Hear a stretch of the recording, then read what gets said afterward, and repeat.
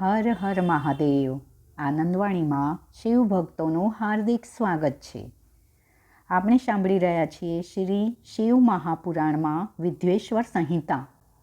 આજે જોઈશું અધ્યાય 11, લિંગની પ્રતિષ્ઠાનો પ્રકાર. ઋષિ બોલ્યા, લિંગની પ્રતિષ્ઠા કઈ રીતે કરવી? દેશકાળ પ્રમાણે તેની પૂજા કઈ રીતે કરવી?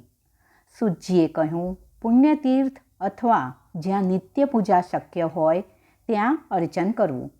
પૃથ્વીના દ્રવ્યો, ધાતુ વડે અથવા જેવી ઈચ્છા હોય તે મુજબ લિંગ બનાવી શકાય. શિવશાસ્ત્રોમાં શિવ વિધાન મુજબ લિંગ પૂજાનું ફળ પ્રાપ્ત થાય છે. ચલિત લિંગ હોય તો તે નાનું લેવું, સ્થાપિત લિંગ હોય તો મોટું લેવું. મનોહર પીઠિકા ઉપર તેનું સ્થાપન કરવું. ચલિત લિંગ માટોડીનું, શિલાનું અથવા લોહ વગેરે ધાતુનું પણ બનાવી શકાય છે. લિંગનું પ્રમાણ 12 આંગળનું કરવું. તેનાથી નાનું હોય તો ઓછું ફળ આપે છે. શિલ્પ વિદ્યામાં દેવોના ગણ સહિત વિમાન કરાવવું. તેની અંદરના સુંદર સ્થાન જે મોટો ભાગ દ્રઢ તથા દર્પણ સમાન પ્રકાશિત હોય તેને નવરત્ન વડે શણગારવું. પૂર્વ તથા પશ્ચિમની તરફ તેને મુખ્ય ગૃહદ્વાર બનાવવું. સદ્યો જાતિ મંત્ર વડે લિંગનું પૂજન કરવું. પૂર્વાદી દિશાઓના મધ્યમાં અર્ચન કરવું. અગ્નિમાં અનેક પ્રકારે આહુતિ આપવી તથા પરિવાર સહિત મારું પૂજન કરવું. ગુરુ તથા આચાર્યનું પૂજન કરવું. યત્નપૂર્વક સ્થાવર જંગમાદિ સર્વ જપીને સંતુષ્ટ કરવા. ઓમકારના નાદનો ઉચ્ચાર કરવો. લિંગનું સ્થાપન કર્યા પછી લિંગ તથા પીઠને જોડી દેવા. આ જ વિધિથી પ્રતિમા લિંગની સ્થાપના કરવી. પંચાક્ષર મંત્રથી પ્રતિમાને ઉત્સવાદિ માટે બહાર રાખવી.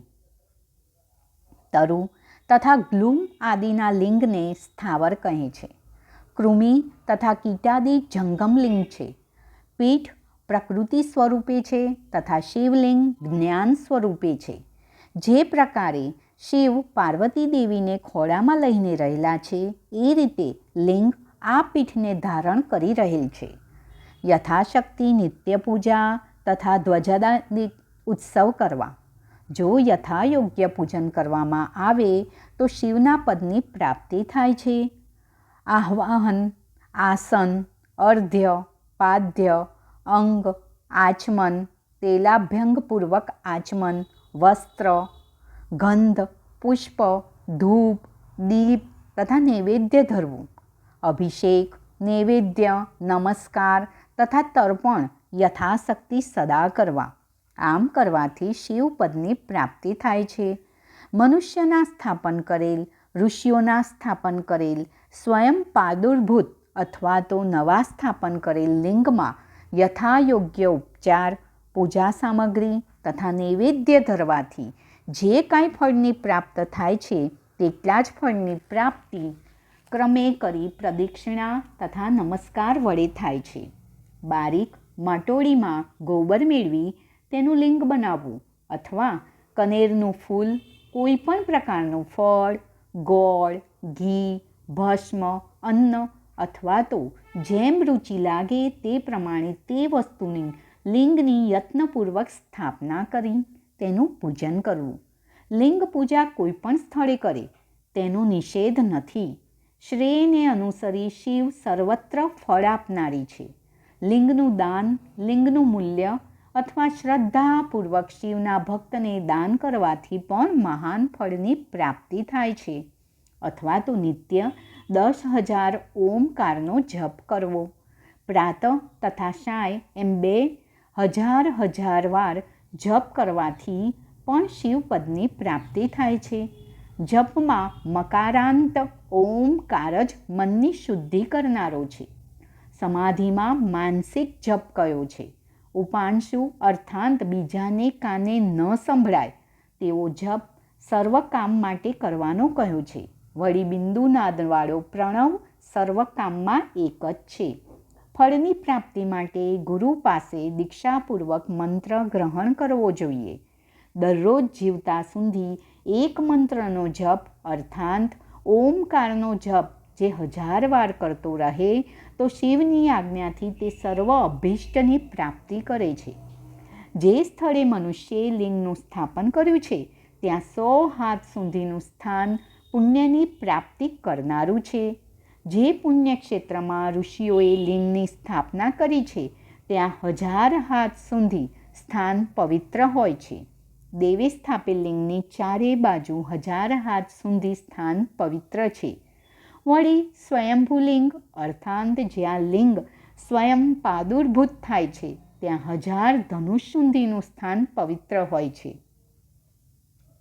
આ સર્વ ભક્તિપૂર્વક કરવાથી મનુષ્યને મહાફળ મળે છે, જેથી તેનો વર્ણોદ્ધાર થાય છે. જે કોઈ કામના મનુષ્ય કરે છે તે ફળની પ્રાપ્તિ થાય છે. પ્રાતઃકાળ, મધ્યાહન તથા સંધ્યા સમયે દરરોજ શિવનું આરાધન કરવું. પ્રાતઃકાળનો જપ નિત્ય વિધિ સંપાદન કરનારો છે. મધ્યાહનનો જપ કામનાને પૂરી પાડનારો છે તથા સંધ્યા સમયનો તેમજ રાત્રિનો જપ શાંતિ આપનારો છે. 2 પહોર રાત વીત્યા પછી મધરાત થાય છે. આ સમયે શિવનું પૂજન વિશેષ ફળને આપનારું છે. સૂત બોલ્યા, આપ શ્રદ્ધાથી સઘળા ક્ષેત્રના તથા મહાત્મયને આપનારા વિભાગને સાંભળો. શ્રી શિવ મહાપુરાણ અંતર્ગત વિદ્વેશ્વર સંહિતામાં લિંગની પ્રતિષ્ઠાનો પ્રકાર નામનો 11મો અધ્યાય અત્રે. શ્રી હરિ. હર હર મહાદેવ. અધ્યાય 12. ક્ષેત્રોનું મહાત્મય. સૂત પુરાણી બોલ્યા, હે ઋષિઓ, મુક્તિ આપનારા શિવ ક્ષેત્ર સંબંધી શ્રવણ કરો. હે મહાપંડિતો, લોકરક્ષા માટે ક્ષેત્રના મહાત્મયને પણ હું કહું છું. જ્યાં જ્યાં શિવ ક્ષેત્રો તથા ત્યાંના નિવાસીઓ છે તેઓના મોક્ષ માટે કૃપા કરી પ્રભુએ ક્ષેત્રની કલ્પના કરી છે. ઋષિ તથા દેવોના પરિગ્રહથી લોકરક્ષા માટે જે સ્વયંભૂ ક્ષેત્ર ઉત્પન્ન થયું છે તે તીર્થ તથા તે ક્ષેત્રમાં સ્નાન જપાદી સર્વદા કરવા જોઈએ. જે નથી કરતો તે મનુષ્ય દરિદ્રી તથા રોગી થાય છે તથા તેને જડતા પ્રાપ્ત થાય છે. હે બ્રાહ્મણો, ક્ષેત્રમાં જે પાપ કરે છે તે દ્રઢ થાય છે. આથી પવિત્ર ક્ષેત્રમાં નિવાસ કરી અણુ માત્ર પણ પાપ કરવું નહીં. કોઈ પણ ઉપાય વડે મનુષ્યે પુણ્યક્ષેત્રમાં વસવું. સિંધુ તથા ગંગાને કિનારે અનેક તીર્થો છે. વળી પવિત્ર સરસ્વતી નદી 60 મુખવાળી કહેવાય છે. તેના સમીપ વાસ કરવાથી મનુષ્યને શિવપદની પ્રાપ્તિ થાય છે. હિમાલયમાંથી નીકળેલી પવિત્ર ગંગા 100 મુખવાળી છે. તેને કિનારે પણ કાશી આદિ અનેક ક્ષેત્રો છે. ત્યાં સ્નાન તથા ઉપવાસ કરવાથી વિનાયકના પદની પ્રાપ્તિ થાય છે. તેમજ નર્મદા નદી મહાપવિત્ર તથા 24 મુખવાળી છે. તેમાં સ્નાન તથા ઉપવાસ કરવાથી વૈષ્ણવ પદની પ્રાપ્તિ થાય છે. તમસા 12 મુખવાળી તથા રેવા 10 મુખવાળી છે. ગોદાવરી મહાપવિત્ર છે. તે બ્રાહ્મણ તથા ગોવધ હત્યાનો નાશ કરનારી છે. તે 21 મુખવાળી તથા રુદ્રલોકને આપનારી છે. કૃષ્ણા તથા વેણી નદી પવિત્ર તથા સર્વ પાપને દૂર કરનારી છે. તે બ્રહ્મલોકને આપનારી છે. સુવર્ણમુખરી મહાપવિત્ર તથા 9 મુખવાળી છે. બ્રહ્મલોકમાંથી છૂટેલો પ્રાણી આ સ્થાનમાં જન્મ લે છે. વળી સરસ્વતી, કન્યા, પંપા તથા શ્વેત નદી આ સર્વ નદીના તીર પર નિવાસ કરવાથી ઇન્દ્રલોકની પ્રાપ્તિ થાય છે. મહાપવિત્ર કાવેરી તથા મહાનદી સહાયદ્રી પર્વતમાંથી નીકળી છે. 27 મુખવાળી આ મહાનદી સંપૂર્ણ અભીષ્ટને આપનારી છે. તેનો કિનારો મહાપવિત્ર સ્વર્ગને આપનારો તેમજ બ્રહ્મા તથા વિષ્ણુના પદને આપનારો છે. નૈમિષારણ્યમાં તથા બદ્રિકાશ્રમમાં મેષના બૃહસ્પતિ તથા મેષના સૂર્યમાં સ્નાન કરવું યોગ્ય છે. સિંધુ નદીમાં સિંહ તથા વૃશ્ચિકના સૂર્યમાં સ્નાન કરવાથી તથા ત્યાં વ્રત પૂજન કરવાથી બ્રહ્મલોકની પ્રાપ્તિ થાય છે. કેદારમાં જળનું પાન તથા સ્નાન જ્ઞાનને આપનારું છે. ગોદાવરીમાં સિંહના સૂર્ય તથા સિંહના બૃહસ્પતિમાં સ્નાન કરવાથી શિવલોકની પ્રાપ્તિ થાય છે. કન્યાના ગુરુ તથા સૂર્ય હોય ત્યારે યમુના તથા સોણભદ્રમાં સ્નાન કરે તો ધર્મલોક તથા ગણેશલોકમાં મહાભોગની પ્રાપ્તિ થાય છે. તુલાના ગુરુ તથા સૂર્યમાં જે કાવેરીમાં સ્નાન કરે તે વિષ્ણુ વચનના મહાત્મય વડે સંપૂર્ણ મનોરથને પામે છે. વૃશ્ચિકના ગુરુ તથા સૂર્યમાં નર્મદા નદીમાં સ્નાન કરવાથી વિષ્ણુલોકની પ્રાપ્તિ થાય છે. ધનના ગુરુ તથા સૂર્ય હોય તે વેળા સુવર્ણમુખીમાં સ્નાન કરવાથી શિવલોકની પ્રાપ્તિ થાય છે. માઘ મહિનામાં ગંગામાં સ્નાન કરવાથી, કુંભના સૂર્યમાં શ્રાદ્ધ, પિંડદાન અથવા તિલોદક આપવાથી પોતાના 2 વંશજો તથા પિતરોના અસંખ્ય કુળનો ઉદ્ધાર થાય છે. મીનના ગુરુ તથા સૂર્ય હોય ત્યારે આ 2 તીર્થમાં 2 મહિના સ્નાન કરવાથી ઇન્દ્રપદની પ્રાપ્તિ થાય છે. ગંગા તથા કાવેરી પાસે જે બુદ્ધિમાન નિવાસ કરે તેના તત્કાળ કરેલા પાપો અવશ્ય નાશ પામે છે. દેવોની પૂજા, બ્રાહ્મણોને દાન તથા અધિક તપ કરવું તે મનુષ્યને સહાયક રૂપે થાય છે. માટે સુખની ઈચ્છા કરનારાએ આ ક્ષેત્રોમાં પાપથી રહિત થઈ નિવાસ કરવો જોઈએ. શ્રી શિવ મહાપુરાણ અંતર્ગત વિદ્વેશ્વર સંહિતામાં ક્ષેત્રોનું મહાત્મય નામનો 12મો અધ્યાય. અત્રે શ્રી હરિ. હર હર મહાદેવ. અધ્યાય 13. સદાચાર નિરૂપણ. ઋષિ બોલ્યા, હે સૂત, કેવા આચરણથી ધર્મ તેમજ અધર્મ થાય છે? કેવાથી સ્વર્ગ તથા કેવાથી નરકની પ્રાપ્તિ થાય છે? સૂત બોલ્યા, સદાચારવાળો વિદ્વાન બ્રાહ્મણ એક ગુણ વડે દ્વિજ કહેવાય છે. અલ્પાચારવાળો થોડા વેદનું અધ્યયન કરેલ રાજસેવક બ્રાહ્મણ ક્ષત્રિય બ્રાહ્મણ છે. કંઈક આચારવાળો ખેતી તથા વાણિજ્યનો ધંધો કરનારો બ્રાહ્મણ વૈશ્ય બ્રાહ્મણ કહેવાય છે. જે બ્રાહ્મણ પોતે હળ ખેડે છે તે શુદ્ર બ્રાહ્મણ છે. નિંદા કરનારો તેમજ પારકો દ્રોહ કરનાર ચંડાળ બ્રાહ્મણ છે. પૃથ્વીનું પાલન કરનારા રાજા તથા ક્ષત્રિય કહેવાય છે. ધાન્યદાદી વેચનારો મનુષ્ય વૈશ્ય તથા મણિમુક્તાદી વેચનારો વણિક કહેવાય છે. બ્રાહ્મણ ક્ષત્રિય તથા વૈશ્યની સેવા કરનારો શૂદ્ર છે. પૂર્વાદી દિશા તરફ મુખ કરી ઉઠવાનું ફળ આ પ્રમાણે છે: આયુ, દ્વેષ, મરણ, પાપ, શુભાશુભ કર્મ, વ્યાધિ, પુષ્ટિ તથા શક્તિ પૂર્વાદી 8 દિશા તરફ મુખ કરી ઉઠવાથી થાય છે. નિશાનો અંત તે ઉષાકાળ છે. તેમાં છેવટનો અડધો પહોર સંધિ કહેવાય છે. આ સમયે ઉઠી બ્રાહ્મણે શૌચાદિ કર્મ કરવું, ઘરથી દૂર જઈ તથા મસ્તક પર કપડું લપેટી ઉત્તર તરફ મુખ કરી બેસવું તથા દિશાઓને જોવી નહીં. જળ, અગ્નિ, બ્રાહ્મણ તથા દેવના સન્મુખ બેસવું નહીં. ડાબા હાથ વડે ગૃહેન્દ્રિય તથા જમણા હાથ વડે મુખ ઢાંકી મળનો ત્યાગ કરવો. વળી મળનો ત્યાગ કર્યા પછી તે મળને જોવો નહીં. પછી જળ વડે પૃથક સ્થાનમાં પાત્રના જળથી શૌચ કરવું. દેવ, પિતૃ, ઋષિ તથા સર્વ તીર્થ સિવાય જળ સ્થાન તથા અલ્પ સરોવરના જળથી 7 વાર, 5 વાર અથવા 3 વાર પ્રથમ મટોડી વડે ગુદાને પવિત્ર કરવી. ગૃહેન્દ્રિયની શુદ્ધતામાં કર્કોટકના ફળ જેટલી મટોડી તથા ગુદાને માટે અડધી અંજલિ મટોડી લેવી. ત્યારબાદ ઉઠીને હાથ પગ ધોવા. કોઈ વૃક્ષના પાંદડાની અથવા કાષ્ઠ વડે જળની બહાર બેસી તર્જની આંગળીનો ત્યાગ કરી દંત ધાવન કરવું. જળદેવતાને નમસ્કાર કરી મંત્રપૂર્વક સ્નાન કરવું.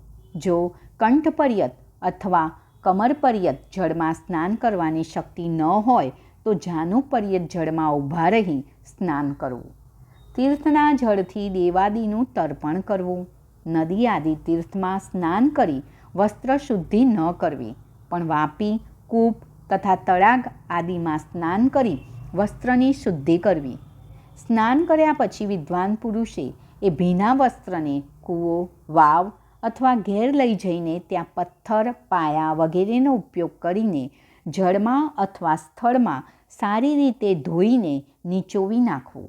હે દ્વિજો, વસ્ત્રને નીચોવવાથી જે પાણી પડે છે તે એક શ્રેણીના પિતૃઓની તૃપ્તિ માટે હોય છે. આપાહિષ્ટે ઇત્યાદિ મંત્રથી પાપ શાંતિ માટે માથા પર જળ છાંટવું અથવા યસ્ય ક્ષયાય આ મંત્ર ભણીને પગ પર જળ છાંટવું. આપોહિષ્ઠા ઇત્યાદિ મંત્રમાં 3 ઋચા છે. પ્રત્યેક ઋચામાં ગાયત્રી છંદના 3 ચરણ છે. એમાંથી પ્રથમ ઋચાના 3 ચરણોનો પાઠ કરતાં કરતાં ક્રમશઃ પગ, મસ્તક અને હૃદય પર જળ છાંટવું. બીજી ઋચાના 3 ચરણનો પાઠ કરીને ક્રમશઃ મસ્તક, હૃદય, પગ પર જળ છાંટવું અને ત્રીજી ઋચાના 3 ચરણોનો પાઠ કરીને ક્રમશઃ હૃદય, પગ અને મસ્તકનું જળથી પ્રોક્ષણ કરવું. આને વિદ્વાન પુરુષ મંત્ર સ્નાન કહે છે.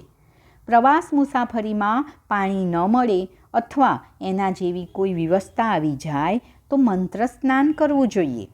પ્રાતઃકાળની સંધ્યા ઉપાસનામાં ગાયત્રી મંત્રનો જાપ કરીને 3 વાર ઉપરની તરફ સૂર્યદેવને અર્ધ્ય આપવો જોઈએ. બ્રાહ્મણોએ મધ્યાહ્ન કાળમાં ગાયત્રી મંત્રના ઉચ્ચારણપૂર્વક સૂર્યને એક જ અર્ધ્ય આપવો જોઈએ. તે પછી સાયંકાળ થઈ પશ્ચિમની બાજુ મુખ કરી બેસીને પૃથ્વી પર જ અર્ધ્ય આપો. પ્રાતઃકાળ અને મધ્યાહ્ન સમયમાં અંજલિમાં અર્ધ્ય જળ લઈને આંગળીઓ તરફથી સૂર્યદેવને માટે અર્ધ્ય આપો. તે પછી આંગળીઓના છિદ્રોથી સૂર્યને જોવો જોઈએ. એમને માટે જાતે પ્રદક્ષિણા કરીને શુદ્ધ આચમન કરવું. સાયંકાળમાં સૂર્યાસ્તથી પહેલાં 2 ઘડીમાં કરેલી સંધ્યા નિષ્ફળ હોય છે, કેમ કે તે સાય સંધ્યાનો સમય નથી.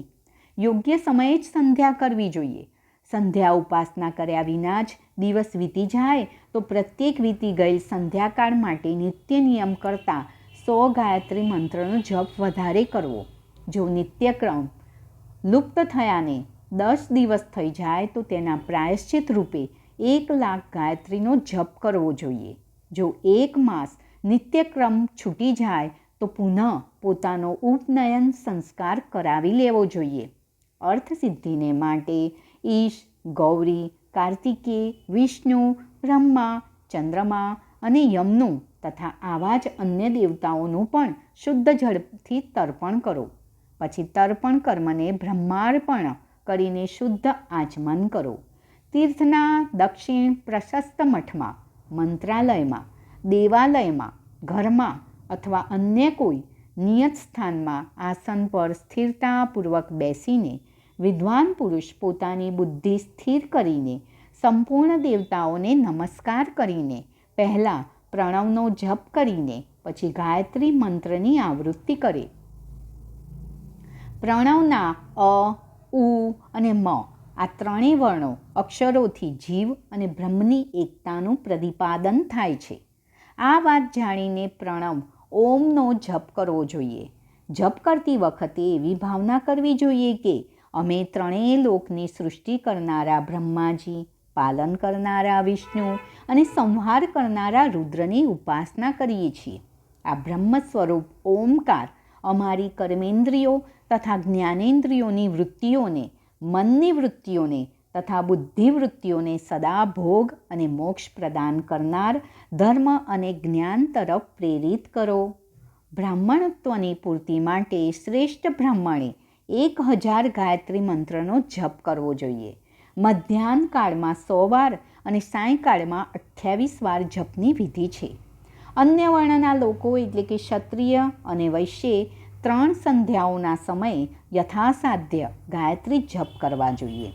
શરીરની અંદર મૂલાધાર, સ્વાધિષ્ઠાન, મણિપુર, અનાહત, આજ્ઞા અને સહસ્ત્રાર એ 6 ચક્રો છે. એમાં મૂલાધારથી માંડીને સહસ્ત્રાર સુધી 6 સ્થાનોમાં ક્રમશઃ વિદ્વેશ્વર, બ્રહ્મા, વિષ્ણુ, ઈશ, જીવાત્મા અને પરમેશ્વર સ્થિત છે.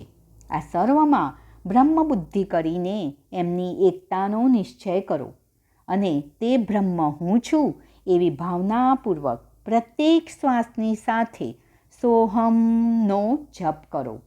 ગાયત્રીના જપથી એક એકનો ક્રમથી અતિક્રમણ કરીને જીવને ધીરે ધીરે પરમાત્મા સાથે સંયુક્ત કરો. 100 અથવા 28 મંત્રોના જપથી એકલા જ શરીરનું અતિક્રમણ થાય છે. આ રીતે જે મંત્રોના જપ છે એને આદિક્રમથી વાસ્તવિક જપ જાણવા જોઈએ. 1000 વાર કરેલો જપ બ્રહ્મલોકની પ્રાપ્તિ કરાવે છે એમ જાણવું જોઈએ. 100 વાર કરેલો જપ ઇન્દ્રપદની પ્રાપ્તિ કરાવનાર મનાયો છે.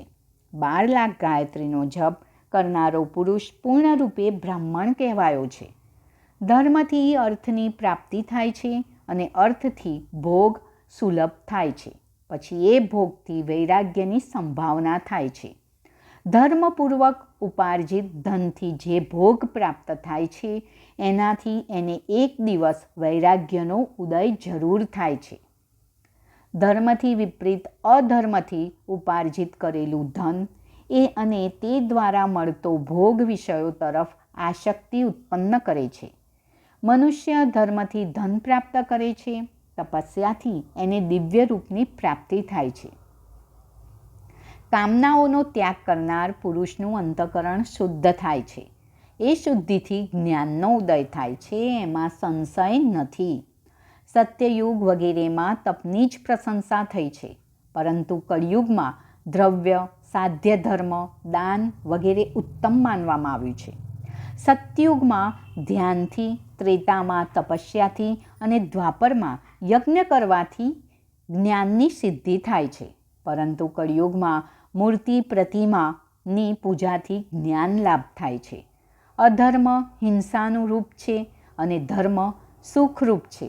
અધર્મથી મનુષ્ય દુઃખી થાય છે, ધર્મથી મનુષ્ય સુખ અને અભ્યુદયને પામે છે. દુરાચારથી દુઃખી બને છે, સદાચારથી સુખી બને છે. મોટે ભાગે અને મોક્ષની સિદ્ધિ અર્થે ધર્મનું ઉપાર્જન કરવું જોઈએ. જેના ઘરમાં ઓછામાં ઓછા 4 મનુષ્ય હોય એવા કુટુંબી બ્રાહ્મણને જે 100 વર્ષો સુધી આજીવિકા આપે છે તેને તે દાન બ્રહ્મલોકની પ્રાપ્તિ કરાવી આપે છે. 1000 ચાંદ્રાયણ વ્રતનું અનુષ્ઠાન બ્રહ્મલોકદાયક મનાવ્યું છે. જે ક્ષત્રિય 1000 પરિવારને જીવિકા અને રહેઠાણ આપે છે એનું એ ક્રમ એને ઇન્દ્રલોકની પ્રાપ્તિ કરાવનારું થાય છે. 1001 પરિવારને આપેલું આશ્રયદાન બ્રહ્મલોકની પ્રાપ્તિ કરાવે છે. દાતા પુરુષ જ જે દેવતાને સામે રાખીને દાન આપે છે, એટલે કે દાન દ્વારા જે દેવતાને પ્રસન્ન કરવાની ઈચ્છા હોય એ જ લોકને પ્રાપ્ત થાય છે. બ્રાહ્મણે સદા સાવધાન રહીને વિશુદ્ધ દાન ગ્રહણ તથા યાજન યજ્ઞ કરાવવાથી ધન મેળવવું જોઈએ. એણે દીનતા ન બતાવવી જોઈએ. ક્ષત્રિય બાહુબળથી ધન મેળવે અને વૈશ્ય વેપાર તથા ગોરક્ષાથી ધન મેળવે. ન્યાયોપાર્જિત ધનનું દાન કરવાથી દાતાને જ્ઞાન સિદ્ધિ પ્રાપ્ત થાય છે. જ્ઞાન સિદ્ધિ દ્વારા બધા પુરુષોને ગુરુકૃપા મોક્ષ સિદ્ધિ સુલભ થઈ જાય છે. ગૃહસ્થ પુરુષે ધન ધાન્ય આદિ સર્વ વસ્તુનું દાન કરવું જોઈએ. એણે તરસ મટાડવા જળનું અને ભૂખ મટાડવા અન્નનું દાન કરવું જોઈએ. ક્ષુધા તૃષાદી રોગોનું નિવારણ અન્ન જલ દાન છે. ખેતર, ધાન્ય, કાચું અન્ન તથા ભક્ષ્ય, ભોજ્ય, લેહ્ય અને ચોષ્ય આ 4 પ્રકારના સિદ્ધ અન્નનું દાન આપવું જોઈએ. દાન લેનાર પુરુષે દાનમાં મળેલી વસ્તુનું દાન તથા તપસ્યા કરીને પોતાના પ્રતિ ગૃહજનિત પાપની પણ શુદ્ધિ કરી લે. જો તેમ ન કરે તો રૌરવ નરકમાં પડવું પડે છે. પોતાના ધનના 3 ભાગ છે. એક ભાગ ધર્મને માટે, બીજો ભાગ વૃદ્ધિ માટે અને ત્રીજો ભાગ સ્વયંના ઉપભોગ માટે. એવા 3 ભાગ કરવા જોઈએ. સાધકે વૃદ્ધિ માટે રાખેલા ધનમાંથી એવો વેપાર કરવો જોઈએ જેથી તે ધનની વૃદ્ધિ થાય અને ઉપભોગ માટે સંગ્રહી રાખેલા ધનથી હિતકારક, પરિમિત અને પવિત્ર ભોગ ભોગવે. ખેતીથી પેદા થયેલા ધનનો દશાંશ ભાગ દાન કરી દેવો જોઈએ. આનાથી પાપની શુદ્ધિ થાય છે. બાકી રહેલા ધનથી ધર્મ, વૃદ્ધિ અને ઉપભોગ કરે, નહીંતર એ પણ રૌરવ નરકમાં પડે છે. વેપારમાંથી મળેલા ધનનો 6ઠ્ઠો ભાગ દાન કરી દેવો ઉચિત છે. બુદ્ધિમાન પુરુષ અવશ્ય એનું દાન કરી દે છે. વિદ્વાન પુરુષે બીજાના દોષોના વખાણ ન કરવા જોઈએ. હે બ્રાહ્મણો, દોષવશ બીજાના સાંભળેલા કે જોયેલા છિદ્રોને પ્રગટ ન કરે. વિદ્વાન પુરુષે એવી વાત ક્યારેય ન કરવી જે સમસ્ત પ્રાણીઓના હૃદયમાં રોષ પેદા કરી દે. ઐશ્વર્યની સિદ્ધિ માટે બંને સંધ્યા સમયે અગ્નિહોત્ર અવશ્ય કરે.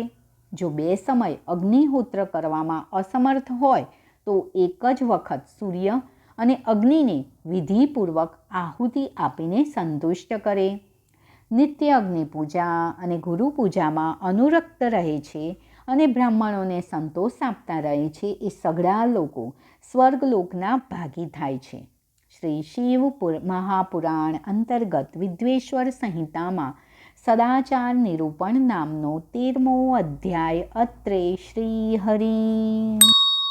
હર હર મહાદેવ. અધ્યાય 14. અગ્ન્યાદિનું વર્ણન. ઋષિઓએ કહ્યું, હે પ્રભુ, અગ્નિયજ્ઞ, દેવયજ્ઞ, ગુરુપૂજા અને બ્રહ્મતૃપ્તિનું અમારી સમક્ષ ક્રમશઃ વર્ણન કરો.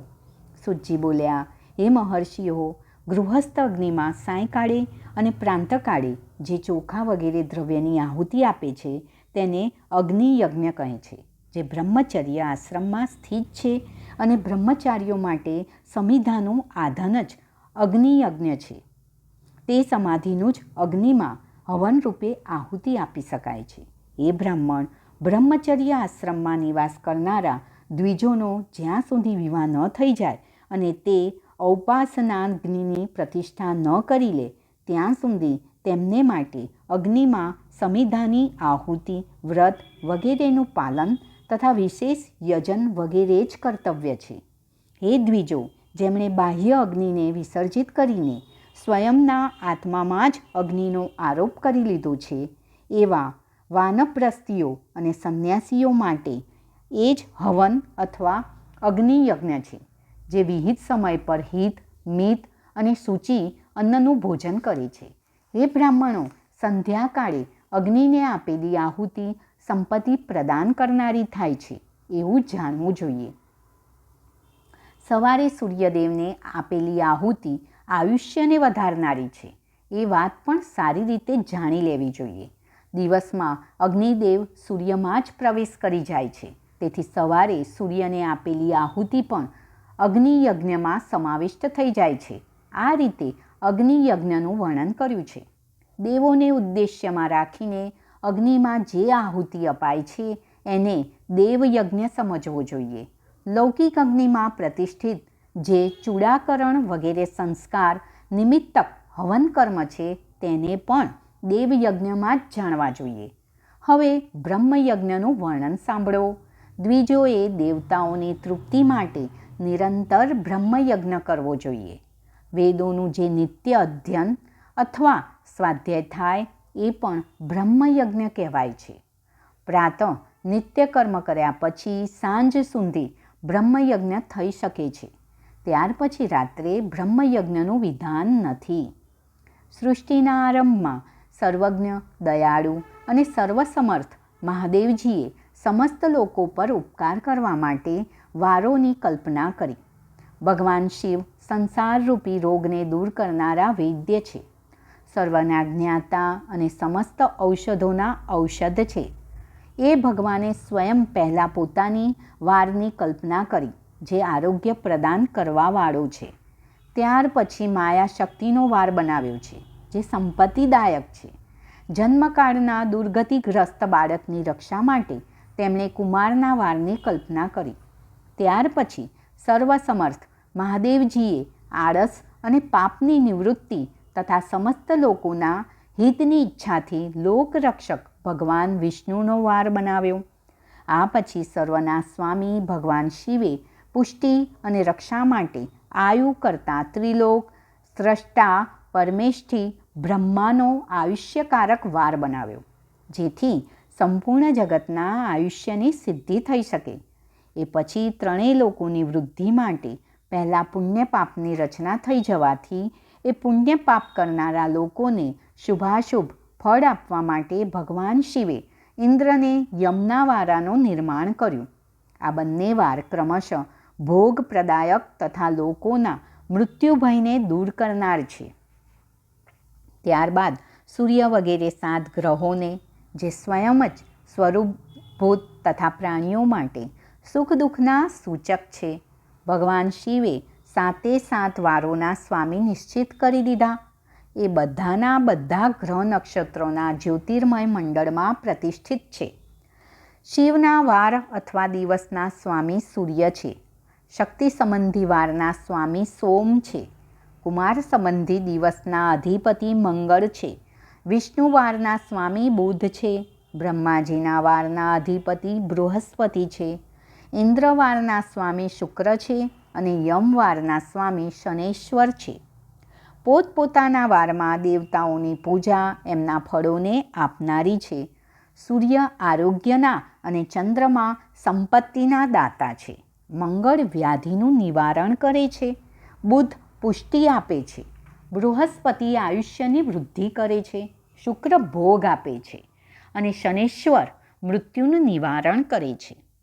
દેવતાઓની પ્રસન્નતા માટે પૂજાની 5 પ્રકારની પદ્ધતિ બતાવાઈ છે. એ દેવતાઓના મંત્રનો જપ એ પ્રથમ પ્રકાર છે.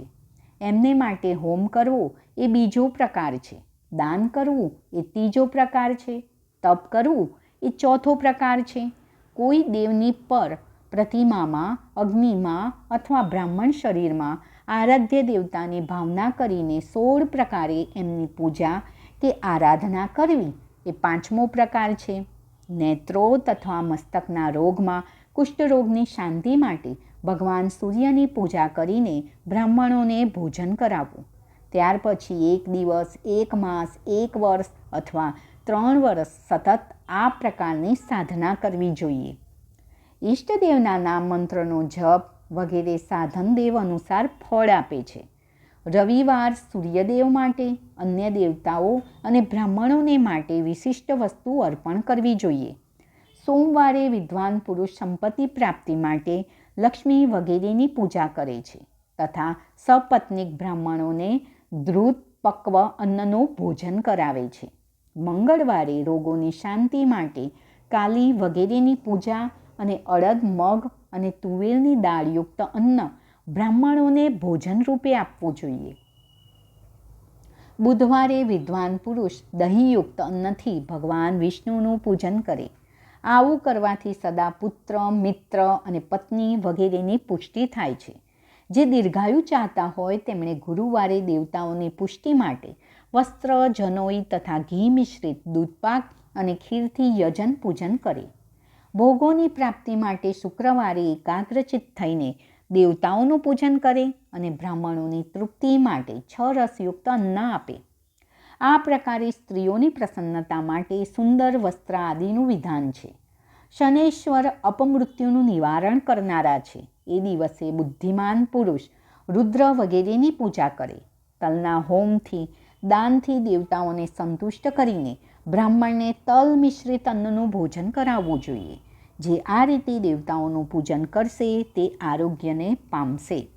વિશેષ તિથિ અને નક્ષત્રનો યોગ પ્રાપ્ત થાય તો વિભિન્ન દેવતાઓના પૂજનમાં સર્વજ્ઞ જગદીશ્વર ભગવાન શિવ જ એ દેવતાઓના રૂપમાં પૂજિત થાય છે અને બધા માટે આરોગ્ય આદિ ફળ પ્રદાન કરે છે. દેશ, કાળ, પાત્ર, દ્રવ્ય, શ્રદ્ધા અને લોકને અનુસાર એના તારતમ્ય ક્રમનું ધ્યાન રાખીને મહાદેવજીની આરાધના કરનાર લોકો આરોગ્ય આદિ ફળ મેળવે છે. શુભ ફળ ઈચ્છનારો મનુષ્ય 7 દિવસ પોતાની શક્તિ અનુસાર સદા દેવ પૂજન કરે તો સારું કહેવાય. નિર્ધન મનુષ્ય તપસ્યા દ્વારા અને ધનવાને ધન દ્વારા દેવતાઓની આરાધના કરવી જોઈએ. ધનવાન પુરુષ સદા ભોગ સિદ્ધિ માટે માર્ગમાં વૃક્ષારોપણ કરીને લોકો માટે છાયાની વ્યવસ્થા કરે, જળાશય વગેરે બનાવે. વેદશાસ્ત્રોની પ્રતિષ્ઠા માટે પાઠશાળાનું નિર્માણ કરે અને અન્યોને પ્રકારે પણ ધર્મનો સંગ્રહ કરતો રહે. ધનવાને આ સર્વ કાર્ય કરતા જ રહેવું જોઈએ. સમયાનુસાર પુણ્ય કર્મોના પરિપાકથી અંતઃકરણ શુદ્ધ થતાં જ્ઞાનની સિદ્ધિ થઈ જાય છે. હે દ્વિજો, જે આ અધ્યાયનું શ્રવણ કરે છે, વાંચે છે અથવા શ્રવણ કરાવવાની વ્યવસ્થા કરે છે, એને દેવ યજ્ઞનું ફળ પ્રાપ્ત થાય છે. શ્રી શિવ મહાપુરાણ અંતર્ગત વિદ્વેશ્વર સંહિતામાં યજ્ઞાદિનું વર્ણન નામનો 4થો અધ્યાય. શ્રી હરિ. હર હર મહાદેવ. અધ્યાય 15. પૂજન યોગ્ય દેશકાળ નિરૂપણ. ઋષિઓએ કહ્યું, સમસ્ત પદાર્થોના જ્ઞાતાઓમાં શ્રેષ્ઠ હે સૂતજી, હવે આપ દેશ, કાળ વગેરેનું નિરૂપણ કરો. સૂતજી બોલ્યા, હે મહર્ષિઓ, દેવયજ્ઞ વગેરે કર્મોમાં પોતાનો ગૃહ સમાન ફળ આપનારું છે. એટલે કે પોતાના ઘરમાં જ કરેલ દેવયજ્ઞ વગેરે શાસ્ત્રોક્ત ફળ સમમાત્રામાં આપનાર બને છે. એનાથી 10 ગણું ફળ ગૌશાળા, એથી પણ 10 ગણું ફળ જળાશયના તટે છે, અને એથી પણ 10 ગણું જ્યાં બેલ, તુલસી અને પીપળાનું વૃક્ષ મૂળ નિકટ હોય ત્યાં છે. દેવાલય તેથી 10 ગણું છે. તીર્થભૂમિ દેવાલય કરતાં પણ 10 ગણું ફળ આપે છે. નદીનો કિનારો તીર્થભૂમિ કરતાં પણ વધારે છે. તીર્થ નદીનો તટ તેથી પણ 10 ગણો વધારે છે. સપ્તગંગા નામનું નદીઓનું તીર્થ તેથી પણ વધારે છે. સપ્તગંગા એટલે ગંગા, ગોદાવરી, કાવેરી, તામ્રવર્ણી, સિંધુ, સરયુ અને નર્મદાને કહેવાય છે. સમુદ્રનો તટ એથી પણ મહત્ત્વનો છે, અને પર્વતના શિખરનો પ્રદેશ તો એના કરતાંય 10 ગણું ફળ આપે છે. પરંતુ સૌથી અધિક મહત્ત્વનું સ્થાન તો એ છે કે જ્યાં મન તલ્લીન બની જાય. સતયુગમાં યજ્ઞ, દાન વગેરે કર્મ પૂર્ણ ફળ પ્રદાયક છે એમ જાણવું જોઈએ. ત્રેતાયુગમાં 3/4 ફળ મળે છે. દ્વાપરમાં એનાથી પણ અડધું ફળ મળે છે. કળિયુગમાં 1/4 જ ફળની પ્રાપ્તિ સમજવી જોઈએ, અને અડધો કળિયુગ વીતી જાય ત્યાર પછી તે 1/4નો પણ 1/4 થઈ જાય છે. હે વિદ્વાન બ્રાહ્મણો, સૂર્ય સંક્રાંતિને દિવસે કરેલું સત્કર્મ પૂર્વોક્ત શુદ્ધ દિવસ કરતાં પણ 10 ગણું ફળ આપે છે એમ જાણવું. એના કરતાં પણ 10 ગણું ફળ વિષુવ નામક યોગમાં કરેલા કર્મનું છે. જે દિવસથી દક્ષિણાયન શરૂ થાય એટલે કે કર્ક સંક્રાંતિમાં કરેલું કર્મ વિષુવ યોગથી પણ 10 ગણું ફળ આપે છે. મકર સંક્રાંતિ એથી પણ 10 ગણું, અને ચંદ્રગ્રહણમાં કરેલું કર્મ એથી પણ 10 ગણું ફળ આપે છે. સૂર્યગ્રહણના સમયમાં ઉત્તમ સર્વોત્તમ છે. સૂર્યગ્રહણમાં કરેલું સત્કર્મ ચંદ્રગ્રહણથી પણ અધિક અને પૂર્ણ માત્રામાં હોય છે. જન્મ નક્ષત્રને દિવસે તથા વ્રતની પૂર્તિનો દિવસ સૂર્યગ્રહણ જેવો જ સમજવો. પરંતુ મહાપુરુષના સંઘનો સમય, સત્સંગનો સમય તો કરોડો સૂર્યગ્રહણ સમાન પાવન છે એવું જ્ઞાનીજનો જાણે છે, માને છે. 24 લાખ ગાયત્રીનો જપ કરી લીધો હોય એ બ્રાહ્મણ પણ પૂજા માટે ઉત્તમ પાત્ર છે. તે સંપૂર્ણ ફળ અને ભોગ પ્રદાન કરવામાં સમર્થ છે. જે આ લોકમાં ધનહીન છે તે બીજાને ધન આપી શકતો નથી, પણ જે ધનવાન હોય તે જ ધન આપી શકે છે. એવી જ રીતે જે સ્વયં શુદ્ધ અને પવિત્રાત્મા છે તે જ બીજા મનુષ્યોને ઉદ્ધાર કરી શકે છે. જે ગાયત્રીનો જપ કરીને શુદ્ધ થઈ ગયો છે તે જ શુદ્ધ બ્રાહ્મણ કહેવાય. એટલા માટે દાન, જપ, હોમ અને પૂજા આ બધા કર્મોને માટે એ જ શુદ્ધ પાત્ર છે. આવા બ્રાહ્મણ જ રક્ષા કરવાની પાત્રતા રાખે છે. જેને જેની ઈચ્છા હોય એને એ વસ્તુ વગર માગે જ આપી દેવામાં આવે તો દાતાને એ દાનનું પૂરેપૂરું ફળ મળી જાય છે. યાચના કર્યા પછી અપાય તે દાન અડધું જ ફળ આપે છે. પોતાના સેવકને આપેલું દાન 1/4 ફળ આપે છે. હે વિપ્રવરો, જે જાતિ માત્રથી બ્રાહ્મણ છે અને દીનતાપૂર્ણ વૃત્તિથી જીવન પસાર કરે છે એને આપેલું ધનનું દાન દાતાને આ ભૂતલ પર 10 વર્ષ સુધી ભોગ પ્રદાન કરનારું છે. એ જ દાન જો વેદ વેદતા બ્રાહ્મણને અપાય તો તે સ્વર્ગલોકમાં દેવતાઓના વર્ષોથી 10 વર્ષ સુધી દિવ્ય ભોગ આપનાર હોય છે. ગુરુ દક્ષિણામાં પ્રાપ્ત થયેલું અન્નધન શુદ્ધ દ્રવ્ય કહેવાય છે. એ દાનના દાતાને પૂર્ણ ફળ આપનાર કહેવાયો છે. ક્ષત્રિયોનું શૌર્યથી પ્રાપ્ત કરેલું અને વૈશ્યોનું વ્યાપારમાંથી આવેલું અને શૂદ્રોનું સેવાવૃત્તિથી પ્રાપ્ત કરેલું ધન પણ ઉત્તમ દ્રવ્ય કહેવાય છે. ધર્મની ઈચ્છા રાખનારી સ્ત્રીઓને જે ધન પિતા અને પતિ પાસેથી મળ્યું હોય એમને માટે એ ઉત્તમ દ્રવ્ય છે. ગાય વગેરે 12 વસ્તુઓનું ચૈત્ર વગેરે 12 માસમાં ક્રમશઃ દાન કરવું જોઈએ.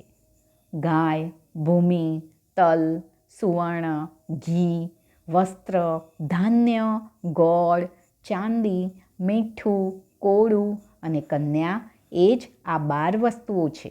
એમાં ગોદાનથી કાયિક, વાચિક અને માનસિક પાપોનું નિવારણ થાય છે અને કાયિક વગેરે પુણ્યકર્મોથી પુષ્ટિ થાય છે. હે બ્રાહ્મણો, ભૂમિનું દાન આલોક અને પરલોકમાં પ્રતિષ્ઠાની પ્રાપ્તિ કરાવનાર છે. તલનું દાન બળવર્ધક અને મૃત્યુનું નિવારક છે. સુવર્ણનું દાન જઠરાગ્નિ વર્ધક છે તથા વીર્યદાયક છે. ઘીનું દાન પુષ્ટિકારક છે. વસ્ત્રનું દાન આયુની વૃદ્ધિ કરનારું છે એવું જાણવું. ધાન્યનું દાન અન્ન ધનની સમૃદ્ધિમાં કારણરૂપ છે. ગોળનું દાન મધુર ભોજનની પ્રાપ્તિ કરાવે છે. ચાંદીના દાનથી વીર્યની વૃદ્ધિ થાય છે. મીઠાના દાનથી 6 રસ ભોજન મળે છે. સર્વ પ્રકારનું દાન સર્વ સમૃદ્ધિની સિદ્ધિ માટે જ થાય છે. વિજ્ઞ પુરુષ કોળાના દાનને પુષ્ટિદાયક માને છે. કન્યાદાન આજીવન ભોગ પ્રદાન કરનારું કહેવાયું છે. હે બ્રાહ્મણો, તે આ લોકમાં અને પરલોકમાં પણ સંપૂર્ણ ભોગોની પ્રાપ્તિ કરાવનારું છે. વિદ્વાન પુરુષે જે વસ્તુઓથી શ્રવણ આદિ ઇન્દ્રિયોની તૃપ્તિ થાય છે એનું દાન સદા કરવું જોઈએ. ગુરુના ઉપદેશથી બોધ પ્રાપ્ત કર્યા પછી જે નિશ્ચય થાય છે કે કર્મોનું ફળ અવશ્ય મળે છે એને જ ઉચ્ચ કોટીની આસ્તિકતા કહે છે. ભાઈ, બંધુ અથવા રાજાના ભયથી જે આસ્તિકતા બુદ્ધિ અથવા શ્રદ્ધા થાય છે તે કનિષ્ઠ શ્રેણીની આસ્તિકતા છે. આ સર્વથા દરિદ્ર છે. માટે જેની પાસે સર્વ વસ્તુઓનો અભાવ છે તે વાણી અથવા કર્મ શરીર દ્વારા યજન કરે. મંત્ર, સ્તોત્ર અને જપ વગેરેને વાણી દ્વારા કરેલ યજન સમજવું જોઈએ. તીર્થયાત્રા અને વ્રત વગેરેને વિદ્વાન પુરુષ શારીરિક યજન માને છે. ગમે તે ઉપાયથી થોડું અથવા ઘણું દેવતા અર્પણ બુદ્ધિથી જે કાંઈ અપાય અથવા કરાય તે દાન અથવા સત્કર્મ ભોગોની પ્રાપ્તિ કરવામાં સમર્થ છે. દાનથી વિદ્વાન પુરુષ આલોક અને પરલોકમાં ઉત્તમ જન્મ અને સદા સુલભ થનાર ભોગ મેળવે છે. ઈશ્વરાર્પણ બુદ્ધિથી યજ્ઞદાન વગેરે કર્મ કરીને મનુષ્ય મોક્ષ ફળનો ભાગી બને છે. શ્રી શિવ મહાપુરાણ અંતર્ગત વિદ્વેશ્વર સંહિતામાં પૂજન યોગ્ય દેશકાળ નિરૂપણ નામનો 15મો અધ્યાય અત્રે શ્રી હરિ. બધા જ શિવભક્તોને હરિઓમ. મારી ચેનલને અવશ્ય શેર, લાઈક અને સબસ્ક્રાઈબ કરજો. ધન્યવાદ.